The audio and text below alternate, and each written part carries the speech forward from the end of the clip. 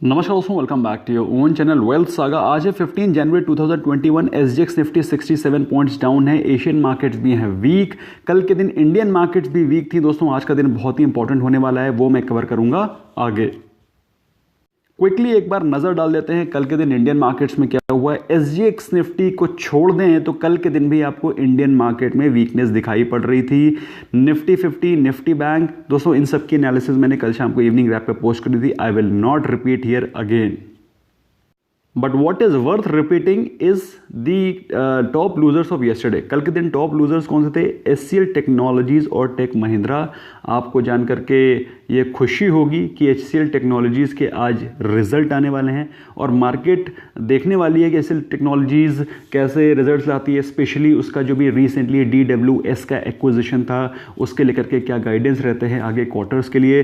So HCL technology will be most watched stock for today. By the way, HCL technology को मैं एक अच्छा stock समझता हूं और fundamentally it's a very very sound stock. बात करें कल के टॉप गेनर्स की, उसमें थे UPL, BPCL, TCS and IndusInd bank. जिस हिसाब से फ्यूल के प्राइसेस बढ़ रहे हैं उस हिसाब से मुझे लगता है बीपीसीएल, आईओसी, एचपीसीएल के डेफिनेटली नंबर्स तो अच्छे आएंगे, बट इनका इकोनॉमी पे जो इफेक्ट पड़ने वाला है that is going to be seen with with lot of seriousness.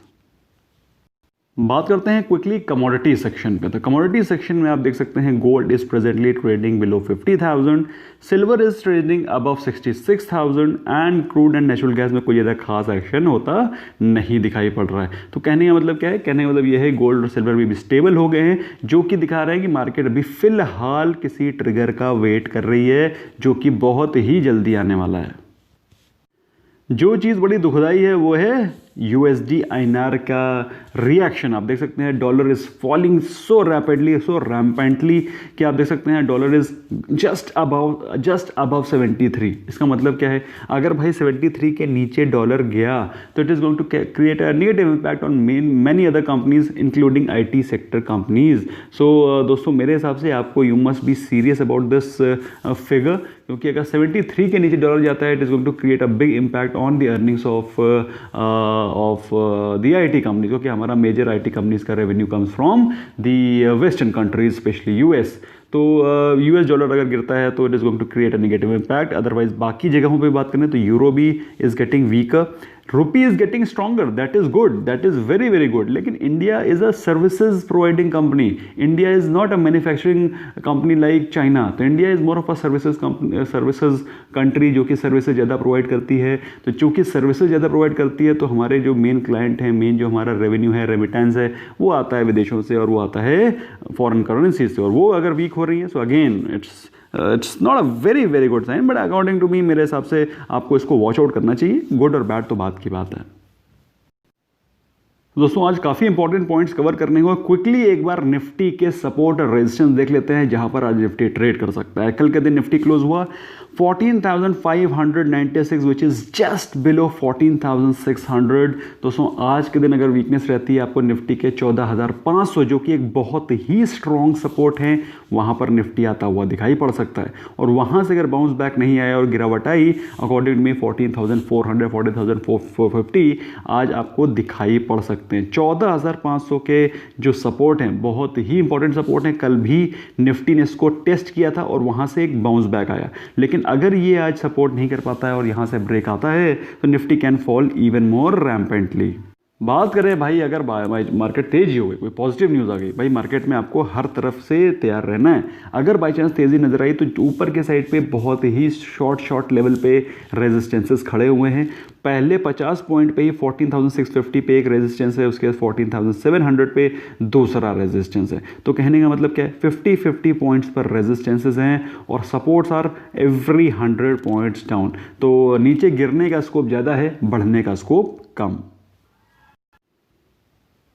कल बात करें निफ्टी बैंक के बारे में तो निफ्टी बैंक में slight amount of correction was there 55 points का, वो भी डे एंड में हुआ था। पूरे दिन तो मार्केट ऑलमोस्ट फ्लैट ही रही थी, लेकिन कल जो क्लोजिंग हुई वो ही 32,519 पे। उसके हिसाब से अगर मार्केट वीक रहती है, जिसके की चांसेस ज़्यादा हैं, अगर मार्केट वीक रहती है तो पहला जो सपोर्ट निकल कर आ रहा है वो है 32,400 and 32,300 is the next support level. दोस्तों जो चीज़ देखने वाली और ऑब्जर्व करने वाली है वो ये है कि जो पहला सपोर्ट है वो आ रहा है 100 पॉइंट्स नीचे और जो दूसरा सपोर्ट आ रहा है वो है अगेन 100 पॉइंट्स नीचे। तो आप समझ सकते हैं निफ्टी बैंक के लिए 200 पॉइंट के अंदर दो सपोर्ट लेवल समझ जाने का मतलब क्या है, it is clear cut indicating कि आज के दिन मार्केट में अच्छी खासी वॉलेटिलिटी रह सकती है। अगर बात करें ऊपर मार्केट अगर जाने लगी, there is some positive news. तो जो पहला रेजिस्टेंस निकल के आ रहा है वो है इमीडिएटली 200 पॉइंट्स अप, एंड जो दूसरा बाई चांस और भी अगर 32,700 के लेवल्स भी टूट जाते हैं, the next resistance which is going to come is 33,850. One second. It's 32,850. I stand corrected. दोस्तों there was some typing error हो जाता है कभी कभी, so I have amended it. तो 32,850 is the final resistance for today. मेरे हिसाब से दोस्तों आज नीचे के लेवल पे नीचे के लेवल्स ज़्यादा इंपॉर्टेंट है क्योंकि मार्केट थोड़ी सी वीक दिखाई पड़ रही है। उसके चलते you must be mentally prepared कि आज आपको बियरिश आउटलुक दिखाई पड़ सकता है मार्केट में।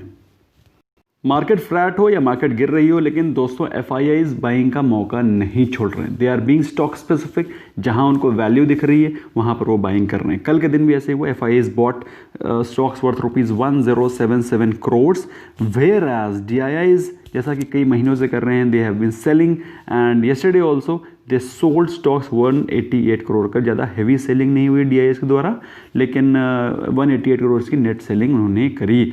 बात करें अगर इस महीने में कितना बाइंग हो चुका है एफआईआईएस के द्वारा, तो दिसंबर और नवंबर के महीने में 1.15 लाख करोड़ के बाद इस महीने ऑलमोस्ट 15 दिन हो चुके हैं। इन 15 डेज में ऑलमोस्ट 16,000 करोड़ की बाइंग हो चुकी है। So you can expect almost 30,000 crore worth of buying in this month as well. तो 30,000 करोड़ रुपए 30,000 करोड़ रुपए कोई छोटा अमाउंट नहीं है बाय द वे। इसके अलावा दोस्तों काफ़ी सारी पॉजिटिव न्यूज़ हैं, उनमें से कुछ चुनिंदा न्यूज़ जो कि मैंने कल शाम को इवनिंग रैप में कवर नहीं करी थी, वो ये है कि एफडीआई का लिमिट एयरटेल में हाइक होने वाला है। ये बात मैंने आपको परसों बताई थी, not yesterday, day before yesterday in evening wrap. और 100% एफडीआई की बातचीत चल रही है और हो सकता है in the first week of Feb approval हो जाए या फिर इसको लागू कर दिया जाए, इसमें एफडीआई का इन्वेस्टमेंट स्टार्ट हो जाए। इसके चलते दोस्तों मेरे हिसाब से एयरटेल के लिए पॉजिटिव न्यूज़ है। जेफ बेजोस साहब भी एयरटेल में इंटरेस्ट शो कर रहे हैं, इसको भी मैंने आपको कवर किया था। ओवरऑल एयरटेल में काफ़ी पॉजिटिव न्यूज़ चल रही हैं। आपको मालूम है क्यों?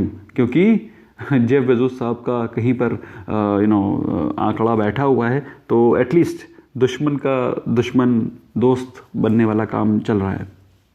बाकी ये सब तो बातें बात की हैं, लेकिन जो चीज़ ज़्यादा सीरियस है वो और जो चीज़ ज़्यादा खुशी देने वाली बात है कि retail investor has become smart, the retail investor has become wise. अब उसके चलते दोस्तों आप देख सकते हैं 10 million new demat accounts have been opened. ये क्या दिखाता है? ये दिखाता ये है कि जो लोग पहले mutual fund managers mutual fund के भरोसे बैठे रहते थे कि उसमें पैसा डाल देंगे, म्यूचुअल फंड सही है, उसमें पैसा डाल के एक्सपेंस रेशो में अपना पैसा वेस्ट करते रहते थे, अभी they have become smart, they have become wise, they have started to invest by themselves, because क्योंकि यूट्यूब में इतना कॉन्टेंट है, इतना सारा डिजिटल मीडिया में कॉन्टेंट है, फ्री ऑफ कॉस्ट अपने आप को उन्होंने लॉकडाउन में वाइज बनाया। और उसके चलते दोस्तों मेरे हिसाब से they are doing a right decision in investing in the right time. लेकिन दोस्तों मेरा एक मानना यह है, जैसा कि मैं हमेशा बोलता हूं, आप सुने सबकी लेकिन करें वो जो आपको लगता है सही है।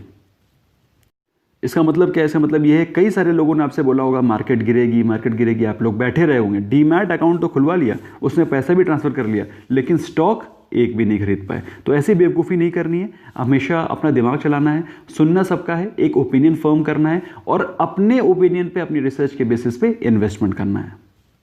बात करें नॉट सो गुड न्यूज़ की दोस्तों, जैसा कि मैंने आपको बताया है, खुली आंखों से देखो दोस्तों, खुली आंखों से, open eyes, Sensex is nearing 50,000, 50,000 पहुंच गया सेंसेक्स। भाई मेरी बात समझ रहे हैं आप? To be specific 49,584, 50,000 Sensex is not a small thing. मेरी बात समझ में आ रही है? तो यहाँ से अगर बाई चांस कोई प्रॉफिट बुकिंग आती है, जो कि आना लाजमी है, जो कि अगर निफ्टी को देखें तो निफ्टी इज़ 14,600, जो कि ऑलमोस्ट 15,000 के लेवल टच करने वाला है। निफ्टी 15,000, जो लोग 6,000 का वेट करके बैठे हुए थे डीमैट अकाउंट खुलवा करके पैसा डाल के, मेरे हिसाब से वो तो कहीं सर फोड़ने वाले होंगे।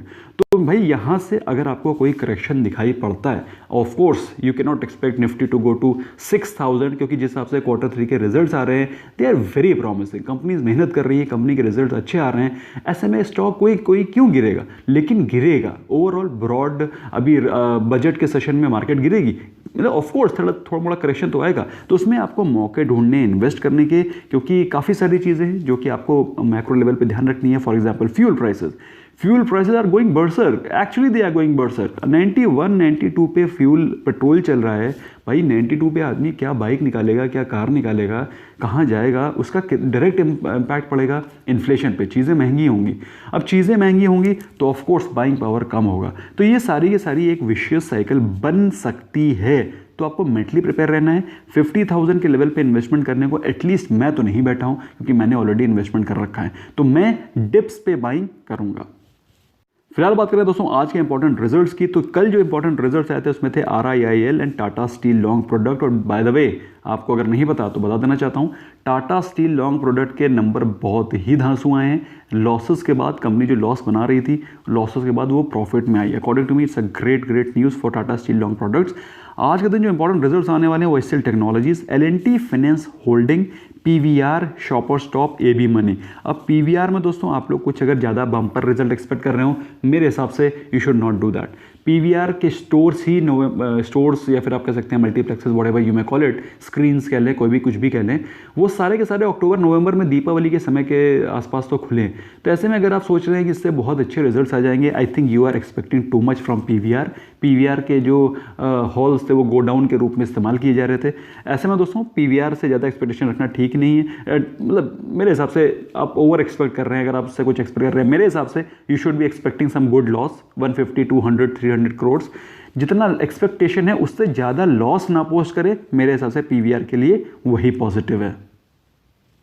सो आज के दिन करना क्या है? आज के दिन दोस्तों नज़रें रखनी है हमको। आज है फ्राइडे का दिन, और फ्राइडे का दिन है last week of this day.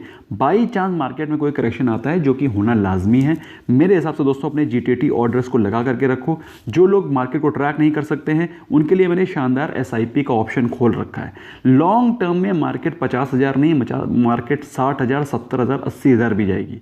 तो लॉन्ग टर्म में मार्केट को ऊपर ही जाना है, इसलिए टाइम टू टाइम इन्वेस्ट करते रहो। डीमैट अकाउंट खुलवाने से आपका पैसा, आपकी वेल्थ कंपाउंड नहीं होगी। डीमैट खुलवाने से कुछ नहीं होगा, पैसे को सही समय पे सही स्टॉक में इन्वेस्ट करना पड़ेगा। वो मैंने ऑप्शन आपके लिए, एक ऑप्शन, ऐसा नहीं है 50 ऑप्शन खोले, एक ऑप्शन, उसमें आप हर महीने इन्वेस्ट करते रहेंगे। या फिर आप अगर स्मार्ट हैं, अगर आप GTT ऑर्डर लगाते हैं, आपको पता है सही स्टॉक्स में सही वैल्यू पे बाय करना है, तो फिर आप GTT ऑर्डर्स लगा करके, जैसा कि मैं करता हूं, you can start to buy on dips. उसके लिए आपके पास ज़ेरोधा में अकाउंट होना चाहिए, link is there right in the description, और यू कैन स्टार्ट इन्वेस्टिंग। क्योंकि मार्केट का मोड अभी as of now is on greed. At least थोड़ा करेक्शन आते रहेंगे, और उस करेक्शन में स्टॉक स्पेसिफिक बाइंग चालू रहनी चाहिए। Bye bye for now.